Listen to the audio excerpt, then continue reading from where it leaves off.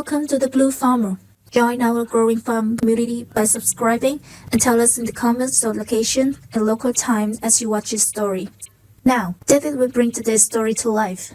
The air in Hemlock's John Deere dealership hung thick and heavy, a familiar trinity of smells. The sharp tang of new paint, the earthy scent of rubber tires, and the faint metallic perfume of hydraulic fluid. It was the smell of progress, the smell of money. For Jedediah Stone, though, it was just the smell of a place he had to be on a Tuesday morning in May of '72. He stood at the parts counter, a worn hydraulic filter in his calloused hand, the metal housing stained with the grime of 1,000 hours of honest work. His John Deere 4020, a 68-side console model he'd bought used and paid for in cash 5 years prior, was weeping fluid from its rockshaft housing. A slow, steady drip, like a wound that wouldn't clot. It wasn't a catastrophe, not yet, but Jed believed in fixing things before they broke proper. A 90-cent gasket and a $4 filter today saved you a $400 pump rebuild tomorrow. That was the Stone family creed, passed down from his grandfather who'd broken the prairie with mules to his father who'd bought their first Farmall M. You don't owe the bank, you don't owe the dealer, you only owe the land. "Morning, Jed," grunted Earl, the parts man. Earl had a face like a road map of Providence County and hands so thick with grease and scars they looked like they'd been forged from the same iron as the parts he sold. "Earl, need a new filter AR28432 and the gasket set for the housing while you're at it." Jed laid the old filter on the counter. It left a perfect oily ring on the green Formica. Earl didn't need to look up the number. He turned, his movements slow and deliberate, and pulled a fresh yellow and green box from the shelf. "Got a leak, do ya?" "Just a seep. Figure I'll get ahead of it before I put the cultivator on." The bell over the front door jingled, a cheerful sound that was immediately drowned out by a voice as slick and polished as a new car salesman's shoes. "Hemlock, where's the old man at? I've got business to discuss, big business." Richard Rick Sterling strode in. He wasn't a farmer, not in the way Jed or his father were. Rick was an agriculturalist, an investor. He wore clean pressed jeans, cowboy boots that had never seen the inside of a feedlot, and a crisp plaid shirt. His hands were soft. He smelled of cologne, not diesel. Old man Hemlock emerged from his office in the back, a small, wiry man with eyes that had seen 70 years of harvests, droughts, and floods. He moved with a quiet authority that came from owning the only John Deere franchise in a 50-mile radius and holding the paper on half the farms in the county. "What can I do for you, Rick?"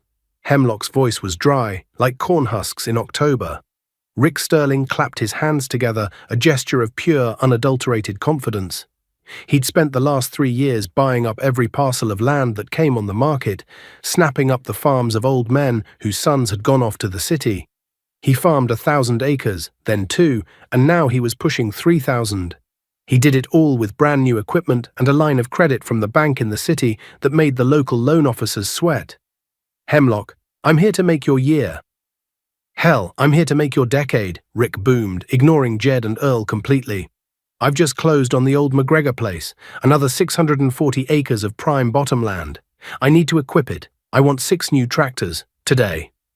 Earl froze, the gasket set halfway to the counter. Jed turned his head just enough to watch the scene unfold. 6 tractors. The words hung in the air, audacious and obscene.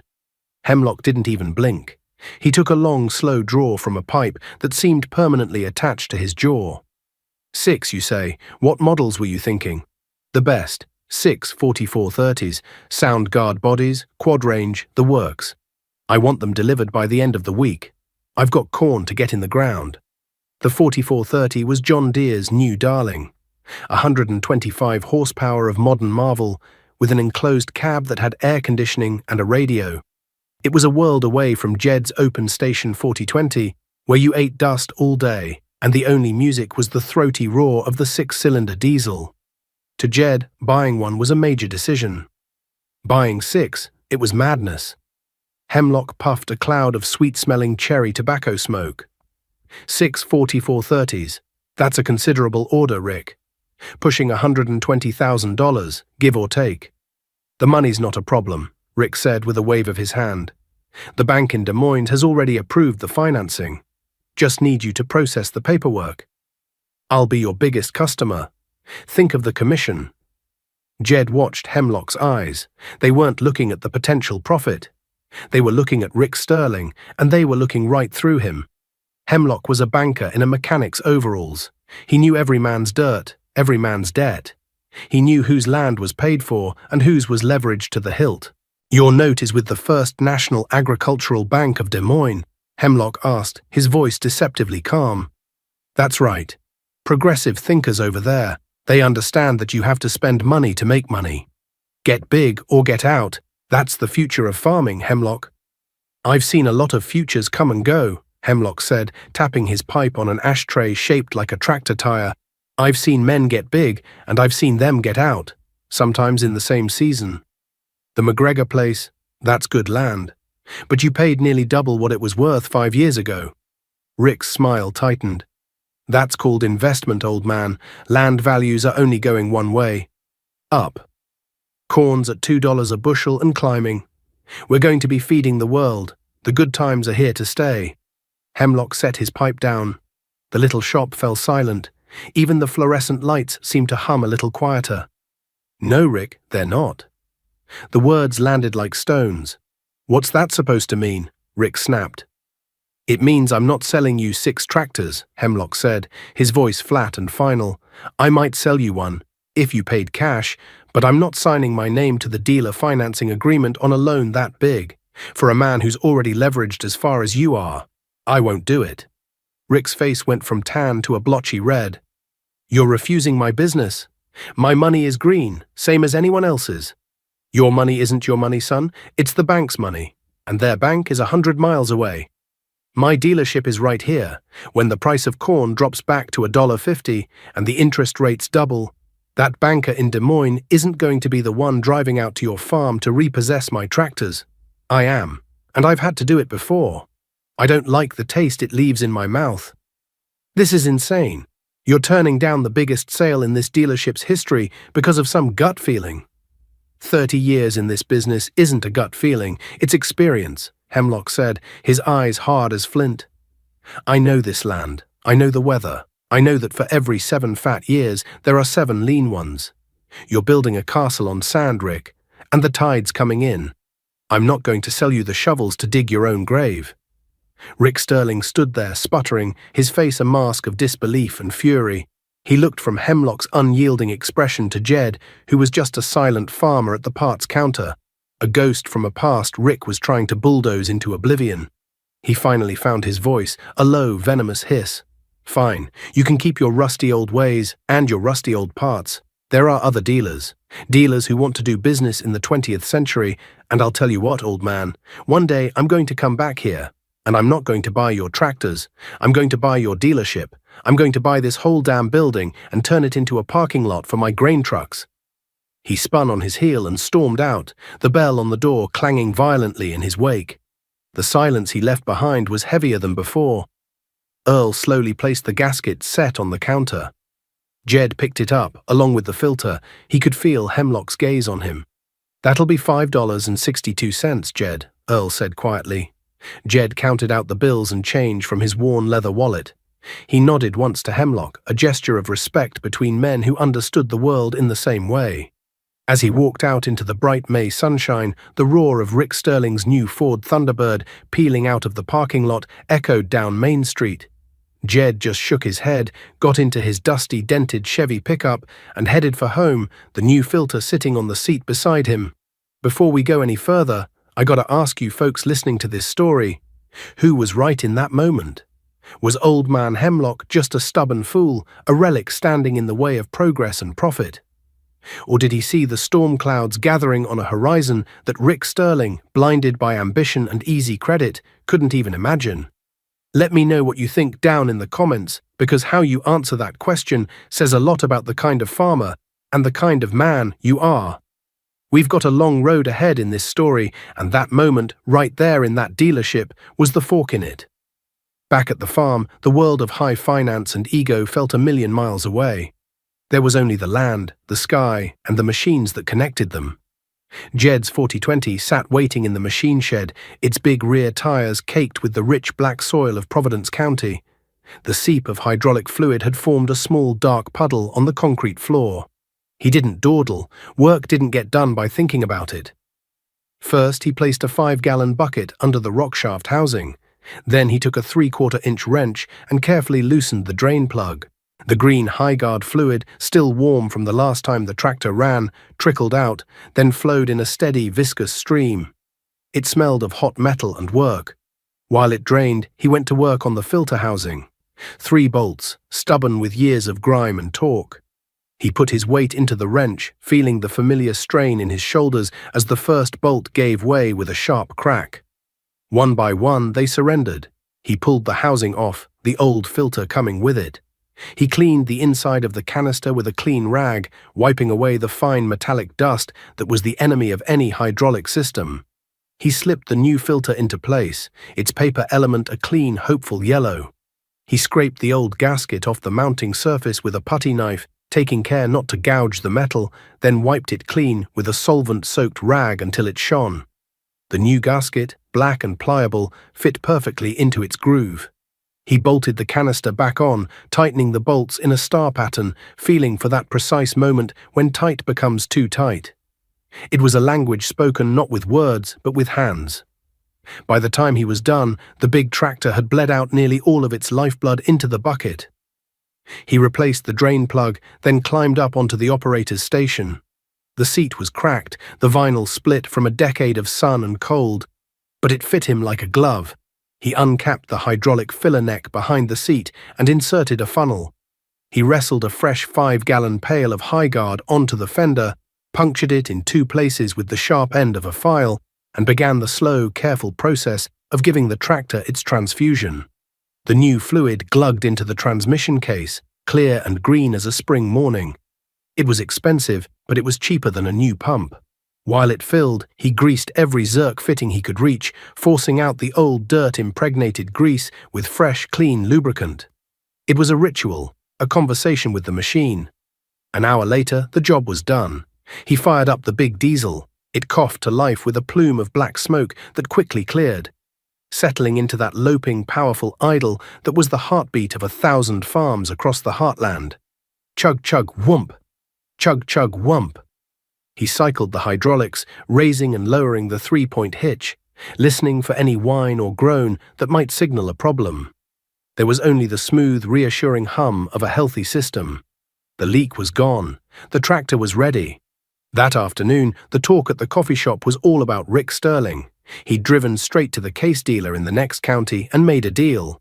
Not for 6 tractors, but for 8. Brand new, red and white case 2470s. 4-wheel drive monsters with jewels all around.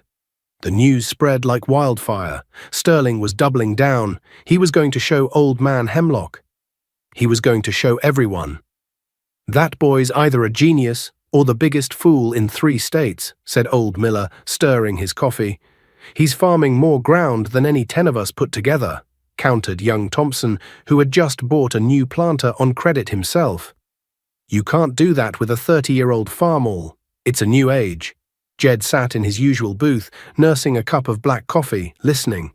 They called him Stone Age Stone behind his back. They saw his paid-for 4020 and his ancient, sputtering Farmall M not as symbols of independence, but as signs of failure. He wasn't expanding. He wasn't keeping up. In the booming agricultural economy of the early 70s, if you weren't borrowing and growing, you were dying. That's what the magazines and the bankers said, anyway. Jed knew different. He knew his cost of production down to the penny. He knew that for every $1 Rick Sterling's operation brought in, 80 cents went straight out to the bank, the oil company, and the equipment dealer. For every $1 Jed brought in, he kept 70 cents. He might not have the biggest harvest, but what he had was his. The real test came a week later. Jed was in the middle of cultivating his first-year corn, the old Farmall M chugging along reliably between the neat green rows. It was a hot, humid afternoon. The air was thick enough to drink. Suddenly, there was a high-pitched whine from the transmission, followed by a sickening crunch of metal. The tractor lurched to a halt. The engine was still running, but the wheels wouldn't turn. Jed swore, a short, sharp curse that was swallowed by the immense silence of the field. He knew that sound. It was the sound of a stripped gear. It was the sound of a week's worth of work, minimum. He walked the 1.5 miles back to the house, his boots heavy with dirt and frustration. From the county road, he could see them. A fleet of them. Rick Sterling's brand-new air-conditioned John Deeres, bought from a dealer 60 miles away, working his new fields. They moved with an implacable mechanical grace, turning the earth, planting the seed, their diesel engines a distant, arrogant hum on the horizon. They were the future, and he was a man walking home from a broken past. For the next 10 days, Jed's machine shed became an operating theatre. He drained the transmission oil, thick and black and smelling of burnt metal. He unbolted the engine and frame from the transmission housing. Using a chain hoist hung from a heavy oak beam, he split the tractor in two, rolling the front half away to reveal the guts of the machine. The transmission was a complex world of shafts, bearings and gears, all coated in a film of dark oil. He found the problem on the main shaft. A gear with half its teeth sheared clean off, the metal fragments lying like shrapnel in the bottom of the case. He spent 2 days cleaning every part, scraping away decades of accumulated sludge, searching for any other signs of wear. He drove to a salvage yard 3 counties over to find a replacement gear from a wrecked tractor. He spent hours with a micrometer and a shop manual, carefully reassembling the complex puzzle, setting the bearing preloads, checking the tolerances. His hands were cut, his knuckles were bruised, and his back ached with a deep burning fire. All the while, Sterling's fleet ran day and night, their headlights cutting through the darkness as they raced to get the crop in. Jed would see them from his bedroom window as he fell into an exhausted sleep, a constant reminder of how far behind he was falling. The community whispers grew louder. Jed Stones broke down again. Can't make a living with junk. That's Sterling. Now there's a man who knows how to farm. But finally, after 12 long days, the farmel was whole again. He filled it with fresh oil, bolted the last piece of sheet metal into place, and turned the key. The engine sputtered, caught, and settled into its familiar, uneven rhythm. He put it in gear, let out the clutch, and it moved. He'd done it. He had saved the machine, and in doing so, he had saved himself thousands of dollars he didn't have to borrow. He finished his cultivating a week late, but he finished it. And it owed him nothing but sweat. The years that followed seemed to prove Rick Sterling right and Jedediah Stone wrong. The world, it turned out, was hungry. In late 1972, the Soviet Union, facing a disastrous harvest, secretly negotiated a deal to buy nearly a quarter of the entire United States wheat crop. It became known as the Great Grain Robbery. Prices didn't just climb, they exploded. Wheat went from $1.60 a bushel to over $5. Corn and soybeans followed suit. The government, led by Agriculture Secretary Earl Butz, told farmers to plant fence row to fence row. Get big or get out wasn't just a slogan anymore, it was official policy. Money flowed into Providence County like a spring flood. Farmers who had struggled for decades were suddenly rich, at least on paper. Land values skyrocketed, a new gold rush was on, and Rick Sterling was its poster boy. He was no longer just farming 3,000 acres, he was pushing 5. Every time a piece of ground came up for sale, he bought it, paying prices that made old-timers shake their heads in disbelief. His fleet of red case tractors was traded in for an even bigger fleet of the newest John Deeres, the big 6030s and the new 4-wheel drive 8630s. He bought 2 new Gleaner combines, the biggest they made. He built a massive grain handling facility on his home farm with towering silver bins that dwarfed every other structure for miles around. His success was loud and visible. He built a new brick ranch house on a hill overlooking his empire, with a swimming pool in the back and a brand new Cadillac for his wife in the 3-car garage. He was featured in farm magazines, hailed as a visionary, the model of the modern American farmer. He was a genius. Jed, meanwhile, continued his quiet, deliberate path. The boom years were good to him too. The money he made was the best of his life. But he didn't leverage it. He didn't buy more land at inflated prices. The first thing he did in the fall of '73 was walk into the local bank and write a check that paid off the last remaining $10,000 on his farm's mortgage. The farm his grandfather had homesteaded was finally completely his. The feeling of holding that deed, free and clear, was better than any new tractor. With the extra profits, he didn't expand his row crop operation. He diversified. He bought a small herd of Angus cattle, repaired the fences on his pasture land, and put up a new hay shed. He replaced the leaking roof on the main barn and poured a new concrete floor in his machine shed. He paid for it all with cash. The rest of the money, a substantial sum, he put into savings bonds and certificates of deposit at the bank. His neighbors thought he was crazy. His wife, Martha, a patient and loving woman, sometimes looked at him with a question in her eyes. "Jed," she'd say gently, "the Andersons just bought one of those new combines with the air-conditioned cabs. Said they got the whole harvest done in 4 days." Jed would just take her hand. "Martha, this won't last. Prices like this, they're like a fever. It feels good for a little while, but it breaks you in the end. When it's over, I want us to still be standing right here, on our own ground." One afternoon in the fall of '78, Jed was in the coffee shop when Rick Sterling came in. He was holding court, as usual, talking about his plans to buy another section of land. The price was astronomical, but the bank was backing him. "The key," Sterling announced to the whole room, "is that my new loan is on a variable interest rate. The fella at the bank said it's the smart way to go. Rates are high now, sure, around 9%, but they're bound to come down next year. I'll be saving a fortune." Jed looked across the room. In a corner booth, nursing a cup of coffee, sat old man Hemlock. He was older now, his face more wrinkled, but his eyes were just as sharp. He heard Sterling's pronouncement about the variable rate, and Jed saw him give a slow, almost imperceptible shake of his head before turning to stare out the window. Jed felt a cold knot tighten in his stomach. He didn't know much about high finance, but he knew the price of everything was going up. Fuel, fertilizer, seed, even the coffee he was drinking. It was a word he was hearing more and more on the news. Inflation. And he knew that the only cure for inflation was to raise interest rates, not lower them. Sterling was betting his entire kingdom on the hope that the good times would last forever. But Jed, looking at the grim, knowing face of old man Hemlock, could smell the rain coming, even on a clear autumn day. The fever was about to break, and the chill that followed was going to be a cold one indeed. The music began to fade in the autumn of 1979.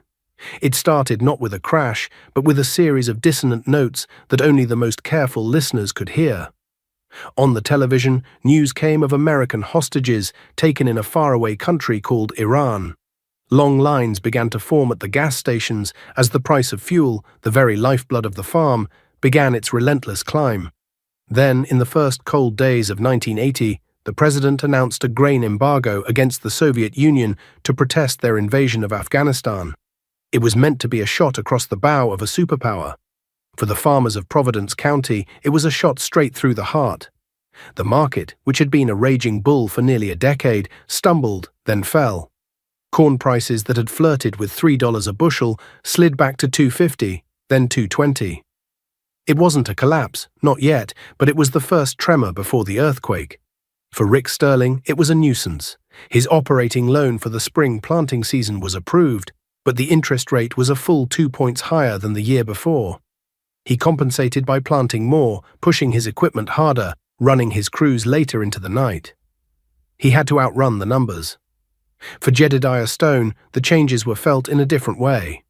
The cost to fill the 50-gallon fuel tank on his 4120 nearly doubled. The price of nitrogen fertilizer went up by 30%. But his books were still black. With no loan payments to make, the squeeze was uncomfortable, not suffocating.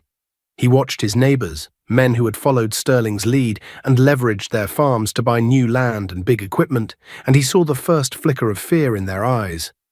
That summer, the sky turned against them. A high-pressure system parked itself over the Midwest and refused to leave. The rain simply stopped.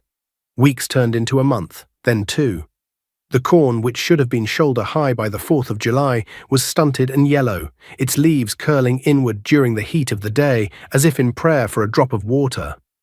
The pastures where Jed's Angus herd grazed turned brown and brittle. The ponds shrank, their edges cracking into intricate, thirsty patterns. The heat was merciless on men and machines. In the cab of his 4020, cultivating soybeans, Jed felt the sun beat down on the metal fender, the heat radiating up through the floorboards. But the old tractor didn't complain.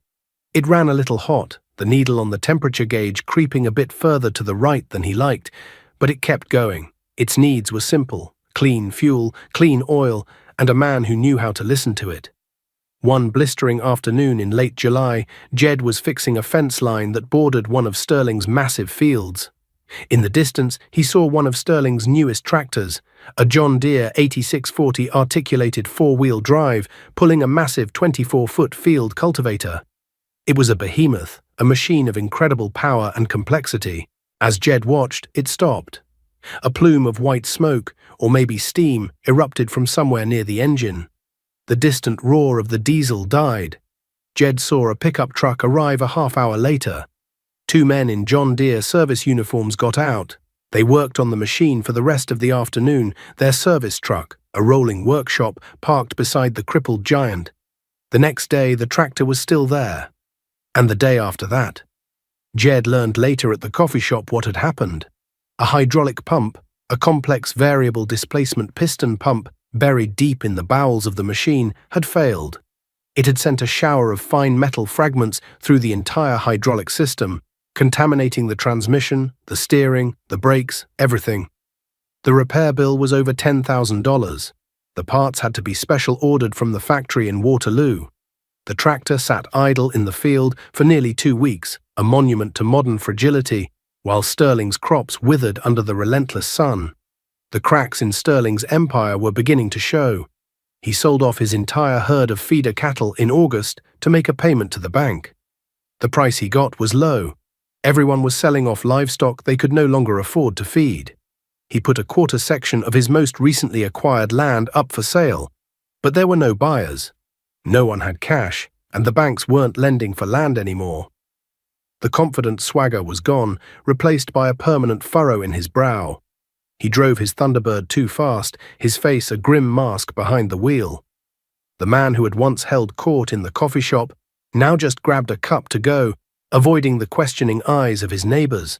The drought broke in late August, with a series of violent thunderstorms that did more harm than good, flattening the weakened stalks of corn and washing away topsoil. The harvest of 1980 was a disaster. Yields were down by half. For Jed, it was a painful loss. He would make no profit that year. He'd be lucky to break even. He would have to dip into his savings to pay his property taxes. But he would survive. For Rick Sterling, it was catastrophic. He had a massive operating loan based on projected yields of 150 bushels an acre. He harvested 70. The math was brutal and unforgiving. He didn't have enough grain to sell to cover the loan for the seed and fertilizer he had used to grow it, let alone the fuel to plant and harvest it, or the payments on the machines that did the work. He was, for the first time in his life, facing a hole he couldn't fill, and the interest on his variable rate loans was just beginning its terrifying ascent. The letters from the First National Agricultural Bank of Des Moines started arriving in the winter of 1981. They were polite at first, then firm, then demanding. The prime interest rate, set by a man in Washington named Paul Volcker, who was determined to slay the dragon of inflation, was climbing like a rocket. 9% became 12. 12 became 15. By the spring of 1982, Rick Sterling's variable rate loans, the ones he had bragged about, were carrying an interest rate of 18%. The numbers were staggering. The interest alone on his debt was more than the entire farm could gross in a good year, let alone a bad one.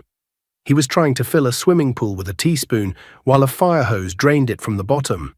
At the same time, the asset that backed all that debt, the land, was collapsing in value. Farmland that had sold for $3,000 an acre in 1978 was now struggling to fetch $1,500. Rick Sterling was no longer just in debt. He was insolvent. He owed the bank twice what his entire operation was worth. The end came swiftly. In the fall of 1982, the foreclosure notices went up. They were nailed to the fence posts at the end of his long gravel driveway, the white paper a stark surrender against the weathered wood. The bank in Des Moines, the progressive thinkers who had been so eager to lend him millions, now wanted their money back, and they didn't care how they got it. The auction was set for a Saturday in early November, The day was cold and grey, the sky the colour of lead. A raw wind whipped across the harvested fields, carrying the scent of decay and winter. Half the county turned out. They parked their pickups along the road for nearly a mile in either direction. It wasn't a celebration, it was a wake. These were men and women watching their own worst fears play out on their neighbour's front lawn. Jed was there. He stood at the back of the crowd, his hands in the pockets of his worn canvas jacket. He watched as Sterling's life was sold off, piece by piece. The auctioneer's rhythmic chant, a sound that usually meant new beginnings at a farm sale, now sounded like a funeral dirge. The household goods went first. The new furniture, the big colour television, the silver his wife had cherished. Then came the tools from the workshop, the grain trucks, the planters and ploughs. The crowd was quiet, the bids were low and hesitant. No one had any money. Finally, they came to the big tractors, the symbols of Sterling's ambition. The massive John Deere 8640, its hydraulic system, now fully repaired at enormous cost, was driven onto the block. It gleamed under the flat grey light, a magnificent, powerful machine that had bankrupted its owner. "All right, folks, what am I bid for this beautiful John Deere four-wheel drive?" the auctioneer called out. $100,000 tractor just a few years ago. Who'll start the bidding at $40,000? Do I hear 40, 30? Give me $20,000 for it. Silence. The only sound was the wind whistling around the corner of the big machine shed. $20,000 was more cash than anyone in the crowd had seen in years. A banker in a suit, representing the creditors, spoke to the auctioneer. The auctioneer nodded grimly. "Folks, the bank is ready to deal today. We're dropping the reserve. We're going to sell it to the highest bidder, no matter the price. Who'll give me $5,000? A few murmurs went through the crowd. A man in the front bid $5,000. Another bid $6,000. The bidding stalled at $8,000. $8,000 for a machine that had cost 12 times that. Jed felt a strange mix of pity and resolve. He thought of old man Hemlock. He thought of his own father. He thought of the long nights he'd spent rebuilding his old farm all. He stepped forward. $10,000, Jed said. His voice was calm and clear, cutting through the wind. Every head turned to look at him. Stone Age Stone, the man with the old 4020, bidding on the biggest tractor in the county. The banker nodded at the auctioneer. The other bidder shook his head and stepped back.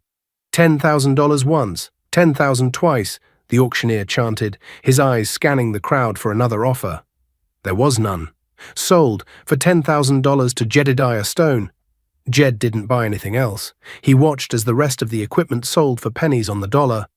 He watched as they auctioned off the land, section by section. Finally, they came to the last parcel. The home quarter, the 160 acres with the big brick house, the swimming pool, and the massive grain bins. The original Sterling farm. The bidding was listless. The banker started it at $100,000, a fraction of its recent value. No one spoke. The banker dropped it to 80. Still silence. This was the final humiliation, to lose the house, to be cast out with nothing. Jed saw Rick Sterling standing near the porch, his wife beside him, her face buried in his shoulder.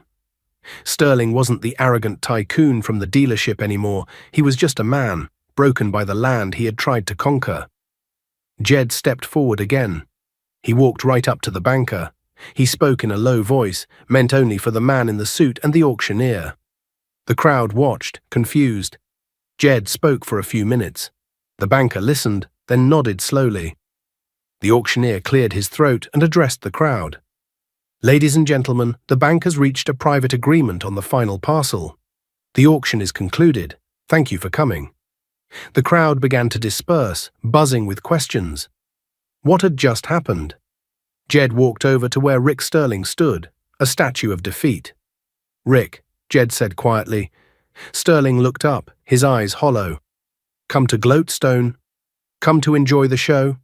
"No," Jed said. "I just bought your home place." A flicker of the old anger sparked in Sterling's eyes. You vulture. Picking the bones clean." "No," Jed repeated. "I made a deal with the bank. I paid off the note on this quarter. It's mine now, free and clear, and I'm going to need someone to run it for me, someone who knows the ground. I'll pay you a fair wage, and you and your family can stay in the house. Or if you prefer, you can rent the land from me.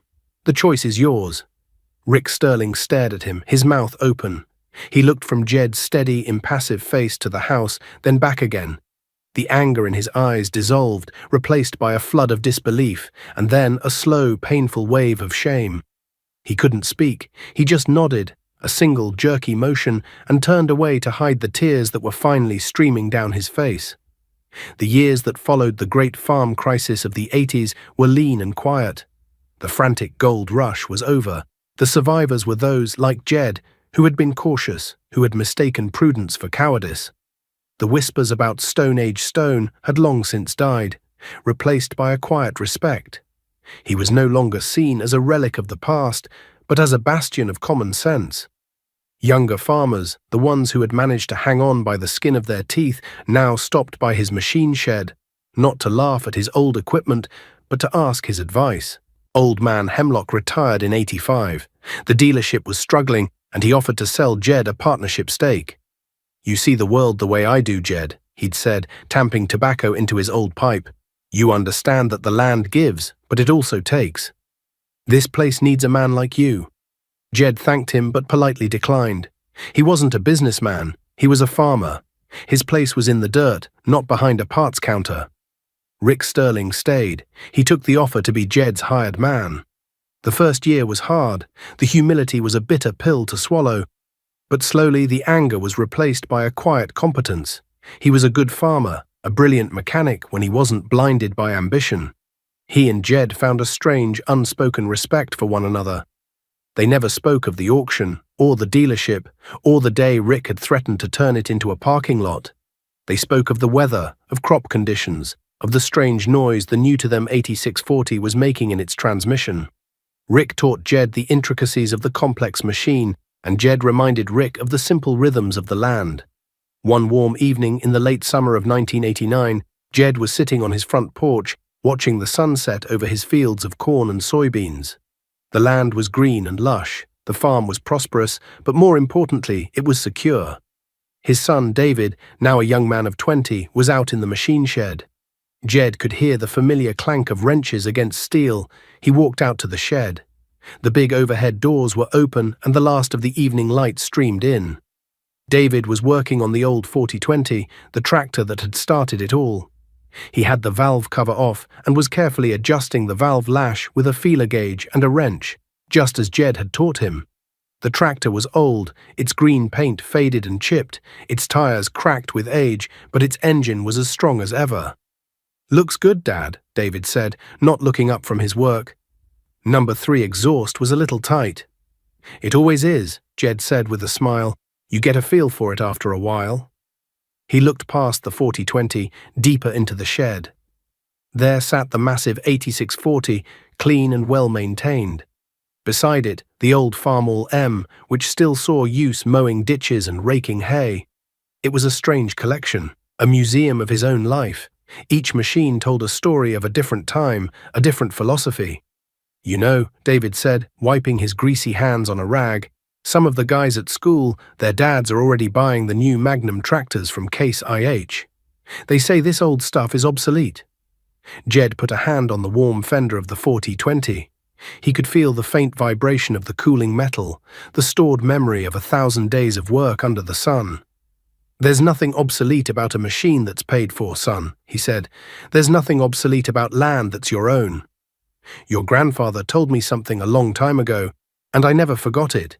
He said, you don't owe the bank, you don't owe the dealer, you only owe the land. Some people think that's an old way of thinking, but it's the only way that lasts." David looked at his father, then at the old tractor, and he nodded. He understood. Jed walked back to the porch and sat down, the worn wood of the rocking chair creaking a familiar rhythm. From the shed, he heard the sound of the 4020's engine turning over. It coughed once, then twice, before settling into its deep, loping, powerful idle. Chug, chug, whump. Chug, chug, whump. It was the sound of his past and the sound of his future. It was the steady, unending heartbeat of a farm that had endured. And as the last light faded from the sky, Jedediah Stone knew, with a certainty that went bone deep, that it was enough.